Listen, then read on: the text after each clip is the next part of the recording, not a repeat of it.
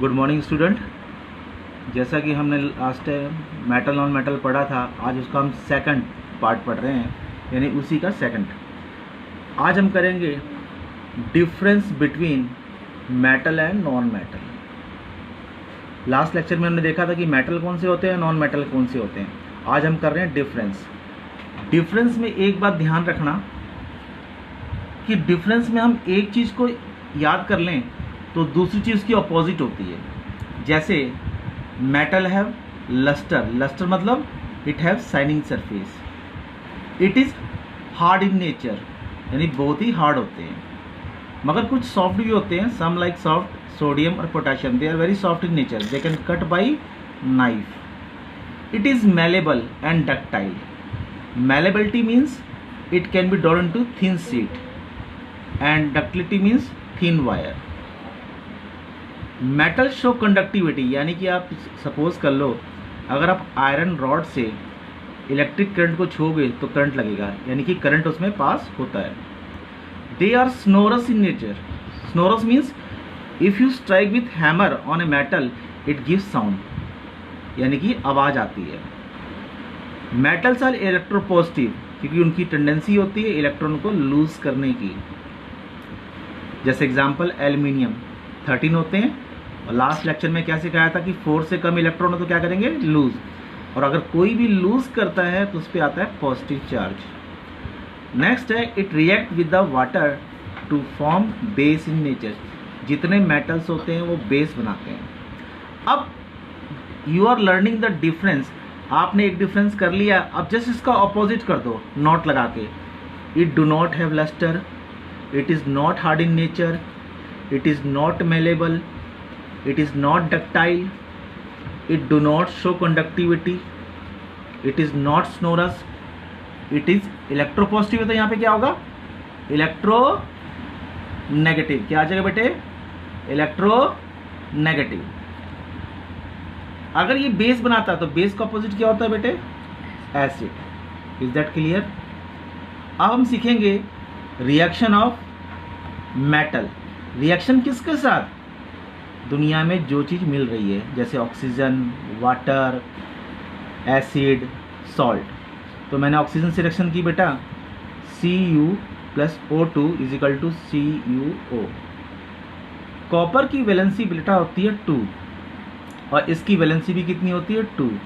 दोनों की valency same है तो फॉर्मूला बन गया CuO।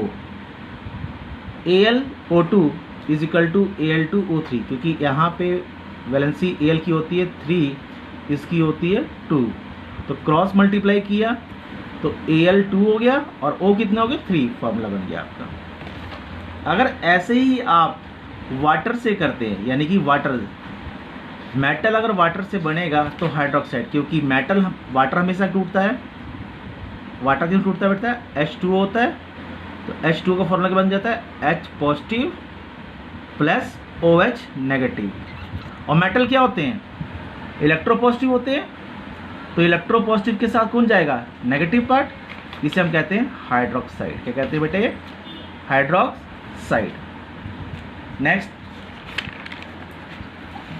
अगला हम करते हैं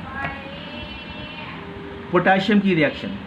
पोटेशियम को वाटर से किया तो पोटेशियम पॉजिटिव है तो OH के साथ का बन गया KOH, पोटेशियम हाइड्रोक्साइड, और H2 गैस क्या होगी, रिलीज होगी। सेकेंडली हमने Na को H2O के साथ किया तो बन गया NaOH, NaOH। अब यहाँ पे नोट रखना है कि एल्यूमिनियम, आयरन और zinc do not react with either hot और कोल्ड वाटर। एल्यूमिनियम के डोर बनते हैं, क्यों बनते हैं, it do not gate crore, कभी ख़राब नहीं होते, क्योंकि जब एल्यूमिनियम रिएक्शन करता है ऑक्सीजन से तो बनता है aluminium oxide, that is more stable. Next है रिएक्शन विथ एसिड। अगर मान लो एसिड, आपने नाम सुना होगा, hydrochloric acid, nitric acid, sulphuric acid सुना है। अगर किसी मेटल को एसिड से करोगे तो एसिड में क्या होता है, यहाँ से टूटता है acid, H positive Cl negative. तो मेटल पॉजिटिव होता है तो उसे क्या चाहिए, नेगेटिव, वो नेगेटिव के साथ कंबाइन कर जाता है। और बन जाता है NaCl, rest to gas release, यानी कि most of the metal does the same thing.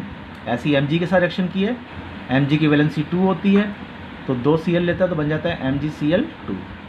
आपको नोट करना है कि ऑल द फॉर्मूले are combines with the help of valency, उनको क्रॉस मल्टीप्लाई करते हैं और आम है फॉर्मूला जो आपने 9th में सीखा हो।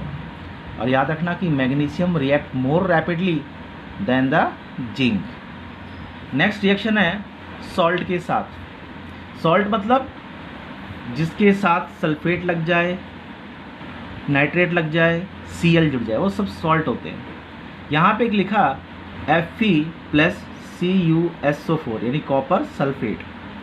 जब दोनों को मैंने मिलाया तो Fe is more reactive than copper, तो Fe ने क्या करा, इसको रिप्लेस कर दिया और बन गया फेरस सल्फेट। अगर मैं इसी रिएक्शन को उल्टा कर दूं बेटा, FeSO4 और Cu, तो कभी भी Cu इसको रिप्लेस नहीं कर पाता, because copper is least reactive. अब सिंपल सी बात है, if you are going somewhere in a bus and the 2 person can sit in chair, और आप उसमें बस में एंटर करते हो और आपकी बॉडी स्ट्रांग है, तो आप धक्के से वहाँ पे बैठ सकते हैं, यानी you are stronger than you can easily replace the weakest one. Reaction भी ऐसी होती है। ओके बेटा, तो इसके फेयर नोट्स तैयार करने हैं और समझना है कि कैसे है। कोई प्रॉब्लम हो you can send me A query any time 4 to 7, you can call personally also. ठीक है बेटा, और नेक्स्ट फ्लो चार्ट है, ये आपका 3rd लेक्चर होगा। मैं सिखाऊंगा कि मेटल कैसे निकलते हैं और क्या निकलते हैं। ये फ्लो चार्ट आप एडवांस में बना के रखना, आपको PDF फाइल भेज रखी है, तो इसलिए डोंट गेट पैनिक। ये 3rd लेक्चर आपको प्री एडवांस में दे रहा हूँ, जिससे आप मेंटली और मॉरली किताब से पढ़कर मेंटली तैयार रहें कि हमने लेक्चर को प्रॉपरली टाइम पे लगाना है और मेंटली पहले से तैयार रहना है, और हमें इस टर्म को सीखना है, लर्न करना है कि how we do obtain metal in our country. Okay बेटा, have a nice day, take care.